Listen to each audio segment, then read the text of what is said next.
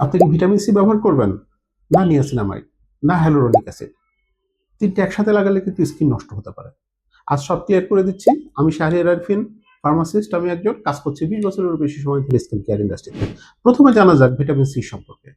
Vitamin C actually brightening hero.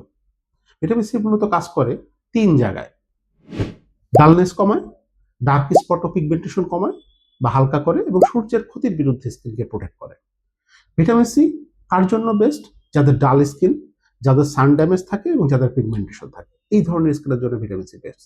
Sensitive skin হলে কম concentration দিয়ে শুরু করবেন। পরের স্টেজ বা পরের যে প্রোডাক্ট সেটা হলো নিয়াসিনামাইড। নিয়াসিনামাইডকে বলা হয় ব্যারিয়ার বস। নিয়াসিনামাইড মানেই আপনার স্কিনের শান্ত বন্ধু। এটা স্পেশালি স্কিনের অয়েল সিক্রেশনকে নিয়ন্ত্রণ করে, ব্রণ ও লালচে ভাব কমায় এবং স্কিন ব্যারিয়ারকে মজবুত করে। নিয়াসিনামাইড বেস্ট হলো একনিপ্রন স্কিনের জন্য, অয়েলি স্কিনের জন্য এবং সেন্সিটিভ স্কিনের জন্য। বিগিনার ফ্রেন্ডলি ইনগ্রেডিয়েন্ট হিসেবে নিয়াসিনামাইড খুবই ভালো। নাম্বার 3 ইনগ্রেডিয়েন্ট যেটার কথা আমরা বলেছিলাম, হ্যালুরনিক অ্যাসিড। হ্যালুরনিক অ্যাসিডকে বলা হয় হাইড্রেশন ম্যাগনেট।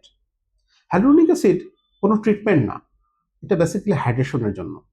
হ্যালুরনিক অ্যাসিড স্কিনে পানি ধরে রাখে, প্লাম্প এবং হেলদি একটা লুক দেয় এবং ড্রাইনেস ইনস্ট্যান্টলি কমাতে পারে। Hyaluronic acid best for dry skin, dehydrated skin এবং অল টাইপ অফ স্কিনের জন্য হ্যালুরনিক অ্যাসিড ভালো। ডাম্প স্কিনে লাগালে সবচেয়ে ভালো কাজ করে। তাহলে কোনটা ব্যবহার করবেন? আপনি যদি ব্রাইট এবং গ্লো চান তাহলে ভিটামিন সি, যদি অ্যাকনি, অয়েল এবং ইরিটেশন কমাতে চান তাহলে নিয়াসিনামাইড, এবং ড্রাই এবং টাইট ফিলিং হলে হ্যালুরনিক অ্যাসিড। সব ইনগ্রেডিয়েন্ট কি তাহলে একসাথে লাগালে হবে, নাকি লাগানো যায়? কিন্তু ঠিক অর্ডার আর ঠিক কনসেন্ট্রেশনটা জানা কিন্তু জরুরি। সবশেষে স্কিন কেয়ার মানে ট্রেন্ড ফলো করা না, স্কিনের বায়োলজি বোঝা। এই ভিডিও হেল্পফুল হলে লাইক দিন, আর এমন ইনগ্রেডিয়েন্ট বেসড স্কিন কেয়ার জানতে চাইলে কমেন্ট করতে ভুলবেন না। Thank you for watching.